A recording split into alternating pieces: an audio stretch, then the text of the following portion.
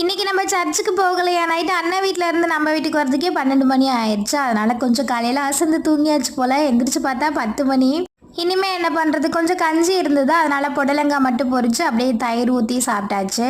நேற்று ஈவினிங் டைம்ல தானே துணி துவைச்சு காய போட்டேன். நைட்டு காயலையா, அதனால காலையில தான் வந்து அம்புட்டையும் எடுத்தேன். பயங்கரமான வெயில். சரி மதியத்துக்கு சாப்பாடு வச்சு ரசம் உருளைக்கிழங்கு பொரிக்கலாம் அப்படின்னு தான் நான் பிளான் பண்ணியிருந்தேன்.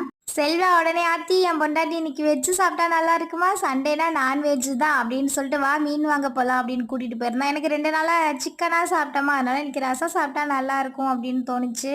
நம்ம சொன்னா எங்க கேட்கலாம், சரிவா அப்படின்னு பக்கத்துல எப்போதும் வாங்குற அம்மாட்ட தான் போனோம். பட் ரொம்ப டைம் ஆயிடுச்சா, மீன் ஒரே ஒரு மீன் தான் இருந்தது. சரி அது மட்டும் வாங்கிட்டு பக்கத்துல ஒரு மார்க்கெட் புதுசாக ஓப்பன் பண்ணியிருப்பாங்க போல. சரி செல்வாவா இங்கே ரேட்லாம் எவ்வளோ இருக்கு அப்படின்னு பார்க்கலான்னு கூட்டிட்டு போயிருந்தான். கொஞ்சம் கொஞ்சம் தான் எல்லாமே வாங்கியிருந்தோம். செல்வா வந்து திராட்சை வாங்கியிருந்தான். எனக்கு மாங்காய் தக்காளி கேரட் மட்டும் வாங்கியிருந்தேன். ஒரு மாங்காய் வந்து 35 ரூபா பட் இருந்தாலும் பார்த்ததுமே கொஞ்சம் ஆசையாக இருந்ததா, சரி ஒரு நாள் தானே அப்படின்னு வாங்கிட்டு இனிமேல் மீனெல்லாம் க்ளீன் பண்ணி நம்ம குழம்பு வைக்க வேண்டியது தான். இன்றைக்கி நம்ம ஃபேமிலியில் அன்பிகா, அனாஸ்வரா, விஸ்வநாதன், வைஷு, பிரேமா, புவனா உங்களுக்கு இனிய பிறந்தநாள் நல்வாழ்த்துக்கள். பாய்.